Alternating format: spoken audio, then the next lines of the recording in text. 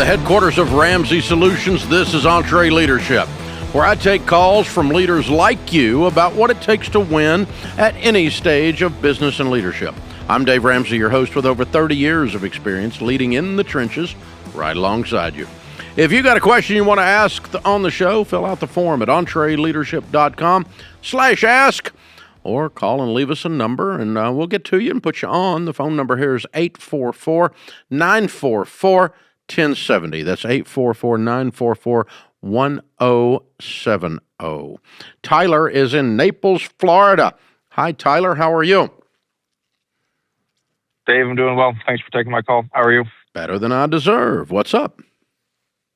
So I was hoping to get some advice from you. I am entertaining a new position at my company, and it would be a leadership position in the company, and specifically one of the person that would be on my team is older than I am, and I had an experience earlier in my tenure at the same company in a leadership role.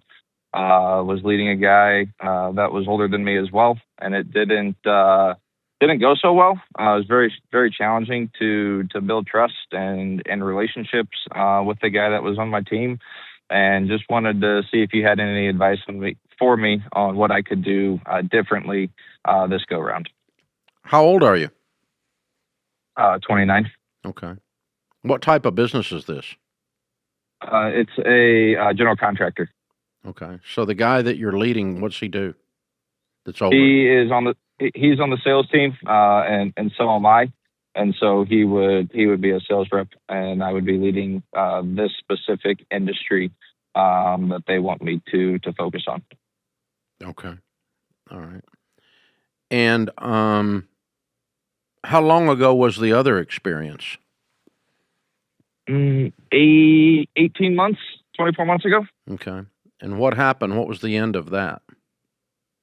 The company hit a little bit of a rough road, and the position that I was in was, I guess, pseudo-eliminated. And so I was asked to just go back into the field as a sales rep, which I did.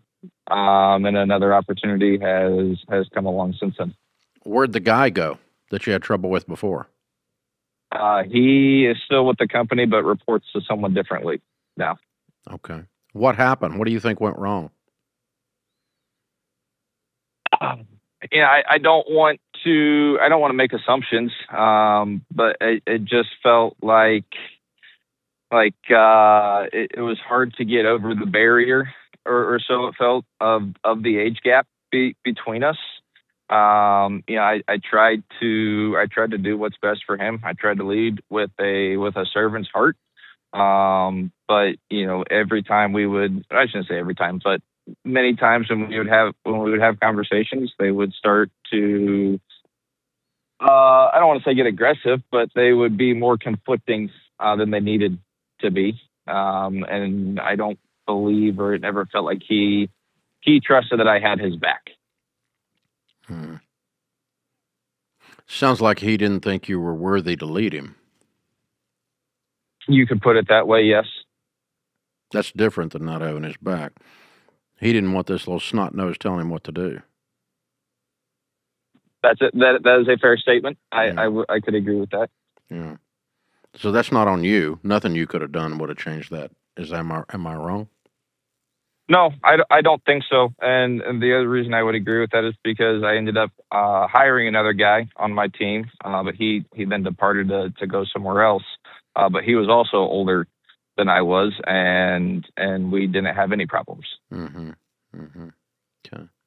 So I don't know that it was an age gap. It was a lack of someone that has an inability to be under authority.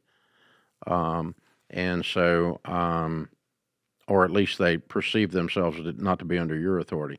So your leader, if you take this role, this new role, or I guess you have taken it, has your leader got your back? Yes. Okay.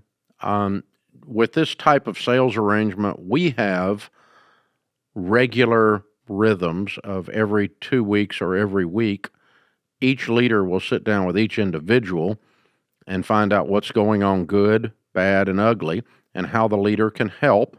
And also, that's a time that you course correct if there's any issues. And so it's just a one-on-one accountability, very short, maybe 30 minutes, once a week or once every 2 weeks. Each leader meets with each person on their team. That happens all through Ramsey, not just on the sales teams. And that's an opportunity then for you to build relationship, for you to understand what's going on in their personal life, hear all their feelings out, and find opportunities to knock down blockers and serve them, and ask questions. How can I make your life better? That's my job as a leader, is to serve you in that way. And also I'm going to let you know where you're not on track, and where your sales calls aren't where they need to be. And if you don't have sales calls where they're not be, then sales aren't going to be there. And if sales aren't there, then we're going to have another problem, and it's a serious problem.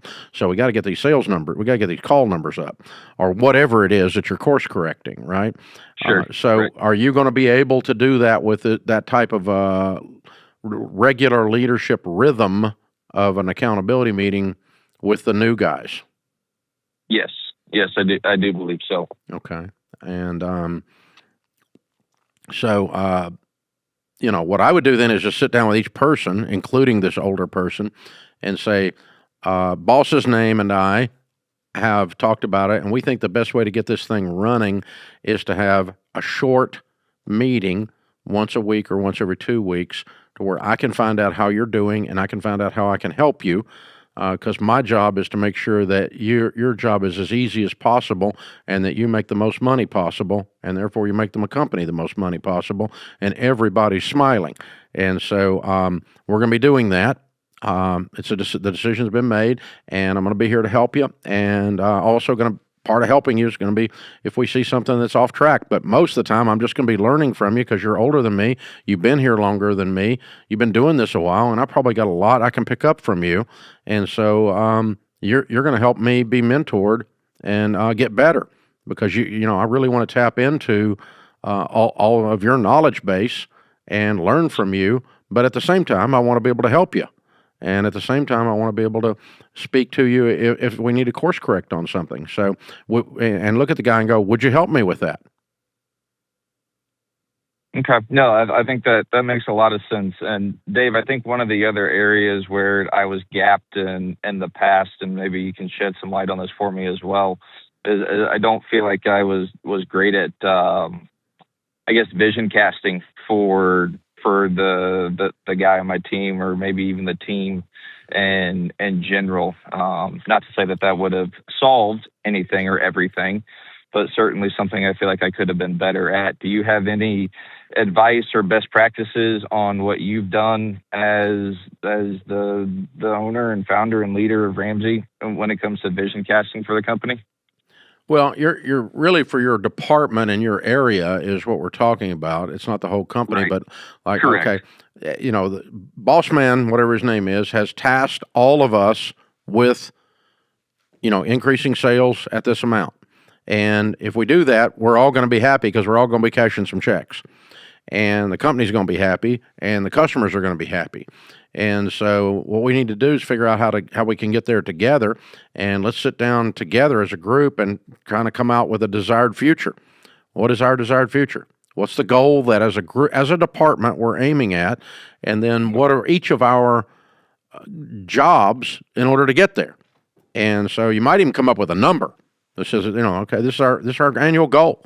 And it's not a quota. It's something we're coming up together. This is what we're shooting for. We want the team is having a team meeting and saying, we want to go to Super Bowl. Okay, well, what has to be true that wasn't true last year? Well, we got to hit the weight room. Well, we got to have to get rid of the OC and get a new one. Well, we're going to have to whatever, right? What's it take to get to the Super Bowl that we haven't done before, because we got to do something different to get to a place we've never been before. And then just everybody together, pull together and come up with a shared desired future, as Henry Cloud calls it.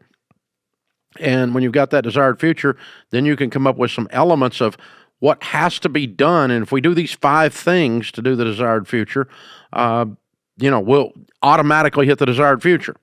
And those are called defining objectives. And as a matter of fact, there's an actual template that we'll put on this episode, where right now you can jump in on the thing and click, and you'll get the desired future template, and you can put that together. And we'll put that in and make it part of the episode for all of you listening. But Tyler, you can pull it up too then. when you go back and listen to yourself on the podcast. But and our guys will send it to you in the meantime because we've got your phone number, so we'll get it out to you. But bottom line is if we rally the troops around a goal that is not imposed, but that they participate in creating. A goal that is imposed is called a quota. No one wants a quota. But a goal that we've agreed to is good for the health of every individual on the team and the customer. And then we start figuring out what has to be true to hit that goal. Then the troops rally around that. Okay, I'm going to hit the weight room. All right, I'm going to do the workouts. I'm going to do the wind sprints. All right, I'm going to make the extra calls. All right, we're going to spend some more money over here on this CRM product, so we get you a better lead generation thing in here. Whatever it is, what do we got to do to get this thing moving? And we're going to do it together. And let's go to a place we've never been to before and make more money than we've ever made in our lives, and help more people than we've ever helped in our lives. Let's kick this thing in the butt and make it run. And that's vision casting. That's all it is. But you get buy-in. It's not you come in with trumpets and announce where we're going. Instead, we talk about, okay, where could we go if we dreamed a little bit? And let's start coming up with some numbers. And all right, if we did average order value of this and we made this many sales, last year we did this, a 10% increase would be that. What would a 25% increase look like? Oh, that would look like that. Can we get that? Is that possible? I don't know. Wow. What do y'all think? And just kind of keep throwing that stuff out there and then germinate and create at the first of the year, create something that we're going to do by the end of the year. And then we start aiming at that. And if we're off, we got to pick it up. We got to get with it. And that's all it is. It's a vision. All goals are vision with work clothes on. That's all it is. And so goal casting is what we're talking about more than vision casting. But it's the same thing. We're still figuring out a defined, clear target, and then we start, sending rounds downrange at the target. It's that simple. Yeah, that's good. Good stuff, Tyler. Good stuff. Those are really humble and solid questions. Very, very well done. I love entrepreneurs. Don't forget, guys, I started my company on a card table myself. So I know what it's like to have people counting on you. Your team, your family, not to mention your customers. And when you're the one signing the paychecks, you can't afford to fly blind. But I'll be honest, early on, one thing that nearly sunk us was wasting time with spreadsheets that didn't add up because business units didn't talk to each other. I finally told my team, just fix it. And they did. We got NetSuite. That was years ago, and we've never looked back. See, NetSuite isn't just for tech giants. It's built for growing businesses like yours. Over 43,000 businesses already run on NetSuite, including a lot that started just like you.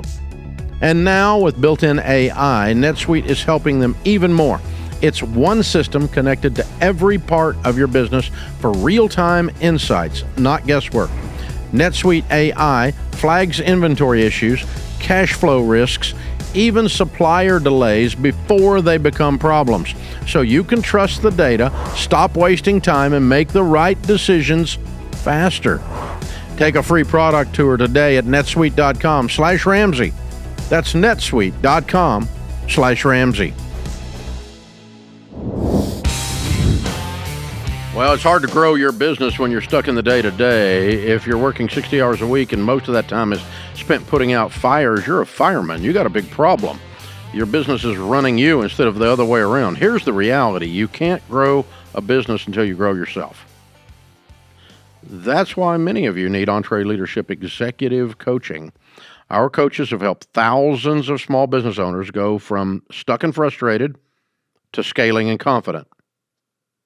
They'll help you uncover your blind spots, overcome what's holding you back, and focus on the work that actually grows your business, not just the work that keeps you busy. So if you're tired of spinning your wheels, you're ready to lead the business with clarity and confidence, go to EntreLeadership.com/coaching, fill out a form to talk to our team, or click the link in the show notes. Cole is in Springfield, Missouri. Hey, Cole, welcome to the show. How can I help? Hey, Dave. Thanks for having me on. I appreciate it. Sure, man. So I am a part owner of a property management company. We manage around 400 single-family homes, duplexes, and apartments for real estate investors. I have a team of 5 employees, and our gross revenue this year is going to be around $550,000. For a bit of a backstory to better help explain my question, I'm very much in the treadmill stage of my business. I started this company right out of college and have spent the last 5 years really in the day-to-day, slowly getting team members. And I'm finally starting to see the benefits of the work that I've put in. So my struggle or my issue is my dad has a family trucking business that's been very successful for over the last 20 years. But in the last 30 months, it's experienced some significant financial hardships, some due to poor business decisions and some due to economic factors. So my question for you is, should I stay focused on my property management business? Should I leave my property management business to go help my dad? Or should I try to run both my business and help out my dad's business? How old is your dad? He is 59. 6'9" or 5'9"? 5'9". Okay.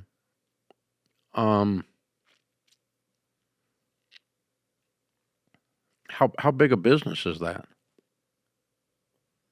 They do just under $20 million a year in gross revenue. Mm-hmm. What happens to the business when he's done? He does not have a succession plan. He's always really wanted me to come take the business over and work for him. But you haven't wanted to? It's not that I haven't wanted to. I really wanted to go out on my own. I think after college to, learn business and kind of learn how to do things on my own before just stepping into my dad's business. I just always kind of thought that would be the easy button. And I'm in a unique situation now where my business is making a lot of money and his isn't. And now they're essentially begging me to come help them. They are begging you to come help? Yes, him and my mom are. You don't have any siblings involved? No, I have 2 younger sisters, but they are not involved at all.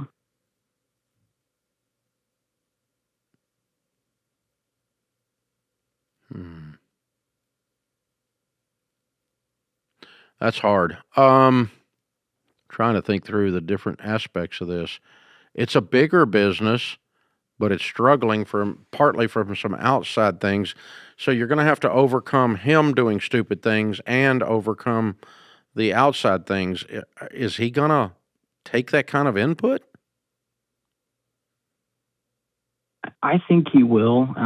He's a very smart businessman, but I think this whole situation has kind of made him paralyzed. He's just not making smart decisions, and I think it's because he's been so successful for so long, and then just kind of nearing retirement and having all of these things hit him at once that is causing him, truthfully, to be on the edge of filing bankruptcy.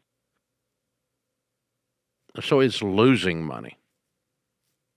It's losing money, yes. How much is it losing?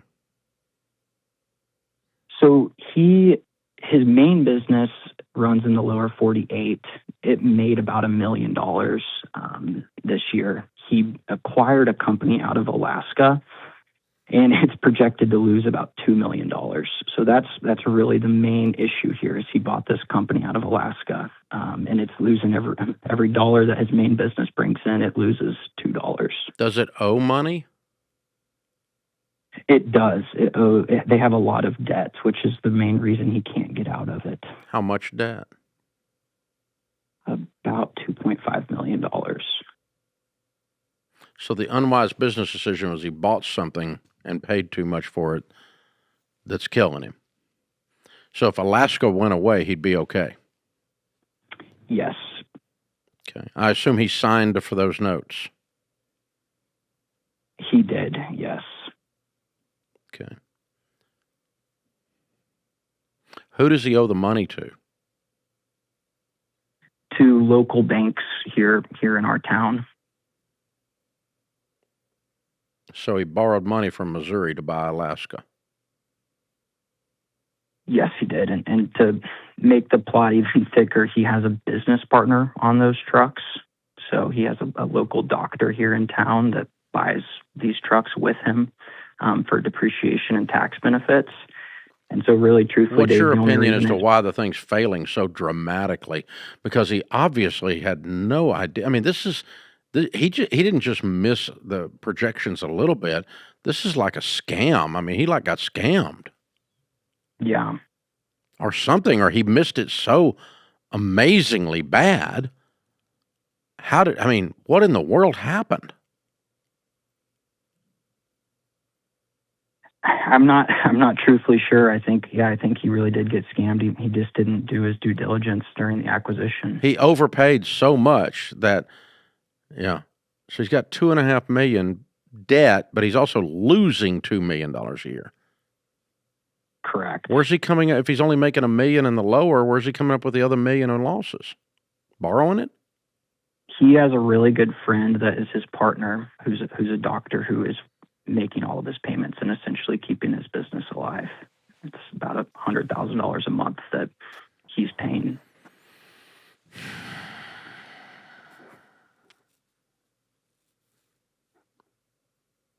Okay, so if you go over there, what's the way out? I don't see a way out. I think the way out is to have a tough conversation with his partner to sell all of these assets at a loss and try to get a loan to his friend rather than to the bank. And then I think there's some issues with team members and employees that could be fixed that could really help turn his business around as well. So just sell off the assets for Alaska, close it, and move the debt from the bank to the doctor. That's kind of what I'm thinking, unless you have a better suggestion. That might work, but you still got a $2.5 million problem laying there. And let's see. So okay, if you move that over, what will the assets bring if you sold Alaska off for book? They would bring, we're in the middle of getting quotes, but probably $1 million. So he's at a okay. So you'd move $1.5 million off, and you make $1 million a year. You get rid of the bleed, and you pay the $1 million back and $1.5 million back in a year and a half, and you're out of debt. Has the lower 48 got debt on it? It does have some debt, but the business is covering all of the debt and is making good money. But if you're making $1 million a year, you can recoup the partner, put him back whole pretty quick on the $1.5 million plus whatever else he's put into it, right? So it's not like a 3-year turn. Yes, yeah.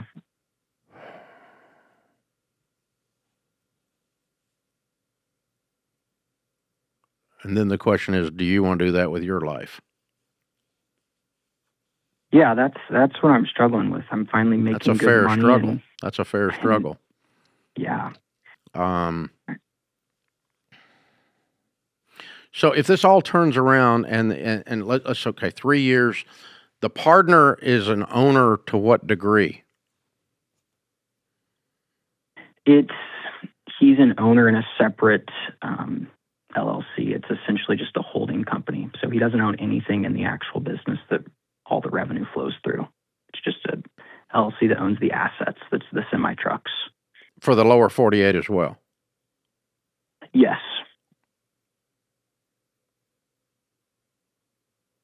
Okay. So I mean, where in this story do you end up with this business free and clear of the partner and the debt? 10 years down the road of working for nothing, and then you end up with this business. Is that what you want? I'm not sure. I would do anything to help my family, but I don't. You'll be giving up a decade of your life to helping your family. That's what we're saying. And then if your dad hands you the keys and doesn't want anything for the business, but by then you've worked your way all the way out of the partner, because that partner owns you as long as he owns all your assets. Duh.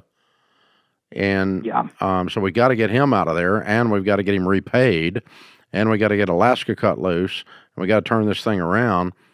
All of that, so you end up with a trucking company 10 years from today, and you're how old right now? I just turned 26 yesterday. Yeah. So you're 36 years old with this thing, and your dad is 69, and he's retired and didn't get anything. Or if he wants something, it takes it even longer. Wow, Cole, this is hard.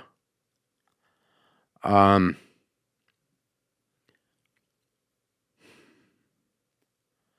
the end game for you, the juice is not worth the squeeze. The only reason you would do this is just to help your dad, but you've got to keep the other business open because you're not going to be in this business because it may not make this turn. And you don't want to go down, you don't want to go over and help them rearrange the chairs on the Titanic. So you want to be over there helping, and as long as you can. But I don't, and no offense to you, but even if it was someone super experienced, if I came in there, okay, I'm not sure I could turn this dadgum mess around in time to make it fun to have bothered to screw with it. And that's not being cold or anything. It's just your dad has got such a deep hole he's dug here with so many different ditches running out of the hole that by the time we get all that filled back in, there's not enough fun. Yeah. If you did go over there, it would just be to try to help and not really casting your future on that. Instead, it's just you putting some business energy, you're not in the forest, so you can see the trees stuff. You can encourage your dad, coach him along, give him some ideas, even help him implement some of the ideas. Meanwhile, you got to keep your other thing running. Because I don't think you had any desire to go over there and run this thing ever. And the fact that it's in the ditch and your dads and mom are asking you for help and you love them and you want to help them, which makes you a good guy. That's the only appeal to you, because there's no business appeal at all. Am I missing something?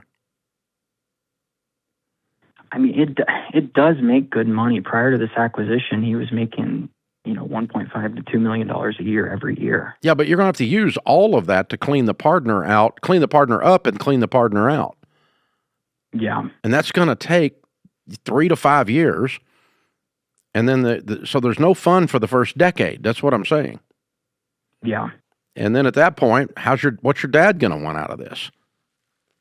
Did you say to yourself before this all happened, gosh, someday I'm going to go over there and run that company? I did. I've kind of always thought that. Okay. In the back of my mind. So this thing you built was kind of a temporary thing. Yes. Yeah. All right. Then that's different. So then if you're going to go over there, you need clarity on the end of the story. If this works, where does it leave you? Okay. If you sell off the assets, we restructure with the partner, then we buy the partner out over time, then you buy your dad out over time. What's the timeline? What's the dollar amounts? And where does this leave you at 40 years old? You've got to have clarity on that, because if you go over there assuming all these people are going to take care of you, well, you know what assuming does. Yeah. Yeah.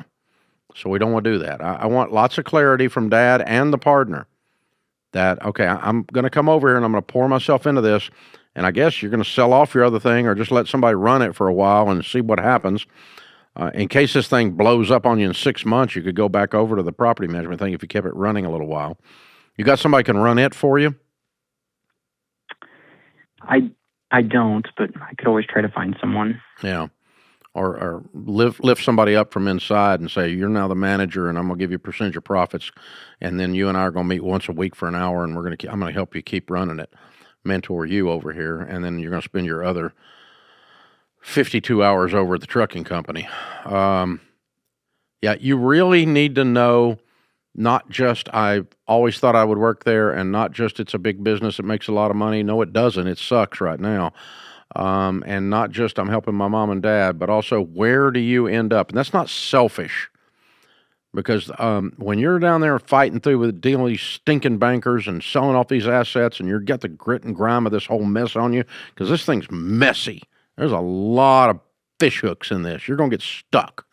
You're going to bleed before this is over. And so you got to know that the blood and the calluses are worth it. And that at the end of this thing, your dad's not going to go, oh, well, I want $20 million for this. And you're like, you've lost your dadgum mind, After I gave up the other thing and came over here, and now you're getting greedy. I mean, you need to get all this cleared up ahead of time, and then if he gets early onset or something, you've got it all on paper, and you know where you're going. And you guys need a letter of agreement that this is where we're going, and involve the partner. If you go over there blind, I have to recommend you don't do it. Without knowing where you're going to end up at the end of the story, you should not go over there.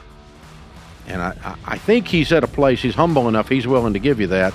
I don't know if the partner is, but the partner's writing some big checks, so maybe they're ready to get a little help over there and stop the dadgum bleeding. Wow, that's an interesting case, Cole. I hope it works. I hope you can turn it around. I will tell you, though, man, you've got some heavy lifting to do, no pun intended. Question of the day is from Megan in Boulder, Colorado. Dave, I want to give my team better feedback, but every time I do, someone gets defensive. What's the best way to give honest feedback without triggering drama? Well, we don't do drama, so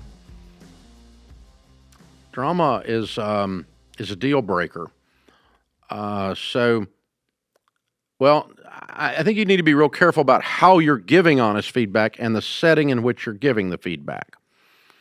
If you're giving negative feedback in front of other people, then you deserve the drama. You should never do that. If you're giving feedback, corrective feedback, with an inappropriate level of volume or laced with cuss words, then that's not negative feedback, that's cussing somebody. Don't do that. And you're going to get drama. But if you say, all right, every Thursday morning at 8, you and I are going to meet and see how you're doing and see how I can help you, and we're going to have a regular rhythm of an accountability meeting, and we're going to set the goals together, and we're going to work together to hit those goals, and I'm here to help you, and I'm also here to observe and let you know if you're not, if you're missing a guardrail here. And if based on that, very calmly and with a scheduled accountability meeting, that you sit down and you learn about their personal life, and you find out that their daughter is sick, or you find out that they've just had a new baby, or you find out these things, and you take all of that into consideration. You care and you love your people and you care about your people, and then you're sitting down and saying, hey, we're trying to hit this goal. This is the agreed goal, and you're not carrying your part of the weight. And then if they get defensive, probably not going to do that very often. I'm going to say, look, we're going to work on this. And so if you don't want to do this, then you may be opting out. And because we all here adhere to this guideline, and this is what we all do. And if you want to be a we, this is how you get to be here. But, occasionally we'll have somebody lose their mind and go into drama mode. But it's so rare because we don't tolerate it. So the leader is not in drama mode, and certainly not the person. But, so I don't know the extent of what you mean by drama, obviously, from an email coming in. But I guess I'm just one of the corrective measures is the drama. We're going to correct the drama. Look, the proper way to react to this is say, yes, I see it, be self-aware, understand what's going on, but you are dropping the ball on this. And if you can't see that, then we've got another problem. A, we have a dropped ball. B, we have a lack of self-awareness, even after I pointed it out. So this is a problem. Now, we're going to have to work on that, because we've got to get aligned on this, you and I, because we're going to work together and we're trying to win the Super Bowl. We got to put the ball in the end zone. And so we're push. And if you get pushback then you've just got an immature person and you've got a bad hire. And what that means is that they're going to have to work somewhere else. We're going to have to set you free in Jesus' name. And so, that's, we just can't, I'm not going to sit with somebody 3 times and they're defensive on the same thing and still not hearing me. We're going to be talking about other things other than the thing they're defensive about, like their defensiveness or their drama. This is a new thing we have to work on now, because before we were just working on this other problem, but now that you got defensive and drama about it, now I got to work on the defensive and drama part. And so if we can't correct on that, then we're agreeing that we can't work together, and that means you leave because I own the place. So I'm not leaving, you are. And that's that, that's what's going through your head. We're not that smart aleck with them, okay? But, you just take that strong a stand with them, Megan. Very calm, very kind, very clear, but very strong. And a regular rhythm with an accountability meeting that's working towards a set goal, and one of those goals is to correct the issue on this. And so I'm going to give you a guess, the way you worded this, that I want to give my team better feedback, but every time I do, someone gets defensive. Okay, so this sounds like you. It doesn't sound like them. It sounds like your delivery might suck. So, you can give feedback, but you've got to do it in the context of we're all trying to win, and how can I help you get to the place I'm helping you feedback with? I'm going to serve you, walk with you, lift up your arms, make sure we get this done together. We're not doing it, but if you just walk past someone in the hall and tell them to do something, that's way different. And yeah, you're going to create problems with that, especially if you embarrass them in front of other people, within earshot of other people.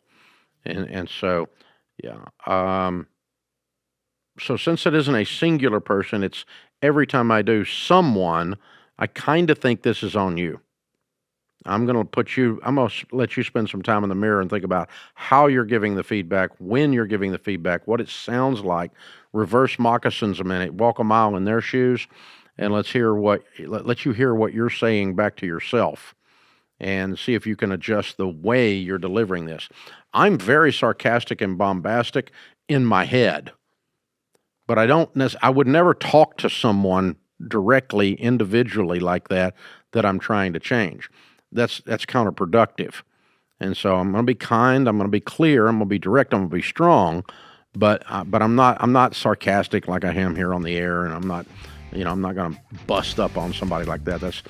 We're not doing that. But in my head, I am. I'm going like, I own the place, you're confused, in my head. But I wouldn't say that to somebody. So you kind of got to think that through, Megan. Is the inner monologue leaking out, maybe? Is that what's going on? I'm not sure what it is. But, yeah, the wording of your email might be a clue. Thanks for being with us. If you want to help us out, click the follow button or the subscribe button. Leave us a nice 5-star review. Share the show. Tell people about the show. Spread the word, baby. We need your help. You are our only marketing chance. If you want to be part of the program, leave us a phone number at 844-944-1070. That's 844-944-1070. Luis is with us in Helena, Montana. Hi, Luis. How are you? Hey, doing well, Dave. Thanks for taking my call today. Sure. What's up? Hey, so I think to boil down my question simply is, how can I manage to run my business with my permanent absence? We run a contracting business in Montana. I've been in operation for about 7 years. We did about 2.7 million year of 2024.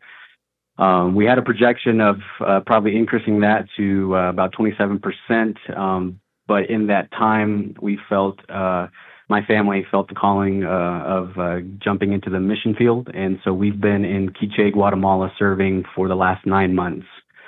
And so since then, and being here, our company's been operating by our project manager, and then kind of another project manager, which is family. And it's been running smooth. But now that we've made this commitment of staying long term in the mission field, I just kind of have some nerve, I guess, some fear of not being present because I was very present. The last 7 years, I kind of grew this business alone, simultaneously working in the fire service full time. And then it kind of just grew where I stepped out of the fire service and just focused on my business. So just wanted to see your thoughts on that, or if it was even feasible, and just kind of, see what you think on that. How many team members?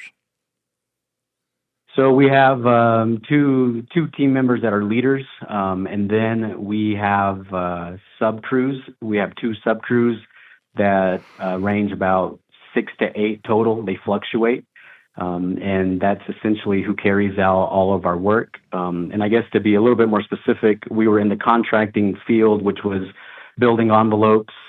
But then we started seeing that our profit margins were a lot better doing roofing and siding.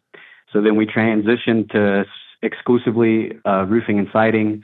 And then ultimately, with my leave, just to help the team out, we dropped down to just roofing. And now all of the roofing jobs are actually coming through another partner company in our hometown. So essentially, they don't have laborers. Our company has laborers, and they've been in the area 20 plus years serving. And so the relationship was doing work for them exclusively with my absence. And it's worked out well. We're all Christians, believers, and it's just the flow has been a lot better than what we expected as an entire, I guess, team effort. And so that's some of the peace that gives me in making this decision to stay long term. But at the same time, like I said, in hearing your EntreLeadership podcast at times, that can also, I guess, be sticky. Yeah, I mean, what you're describing is very difficult to run absentee, and because there's a lot of day-to-day decisions. These project managers, or whatever we want to call them, managers at this stage, are they're running the business, and so the best you can do is train them to do it the way you would do it. Be able to finish your sentences. What would Luis do? What would Luis do in every one of these cases? And then if they know the answer to that, they can execute, and then just report to you, once a week or once every 2 or 3 days, whenever you get updates, what's going on, plus or minus emergencies. And so that can be done. You guys, it sounds like you have pivoted 3 or 4 times since you started this. And I don't know, without your set of eyes on it, if they will recognize when you have to pivot the next time, because there will be a next time, and without your eyes there, I don't know that they'll see it. So that might bring the end to this, but for a while, I think you can run it this way until some major shift or disruption occurs. And then if they don't catch that before it occurs, then that wave of that disruption, some shift in the market, a shift in the relationship with those people, they can be Christians and still decide not to use you.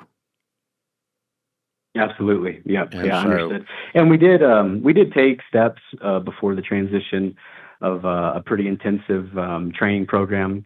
So, like you're saying, to answer those questions, Yeah. where they could be the eyes and the ears and do the transactions and have an understanding of the lingo that is involved with roofing and Yeah. and all of that. So we Sounds did like take those sounds like steps. it's working pretty well right now. What's your fear today? Well, one is I think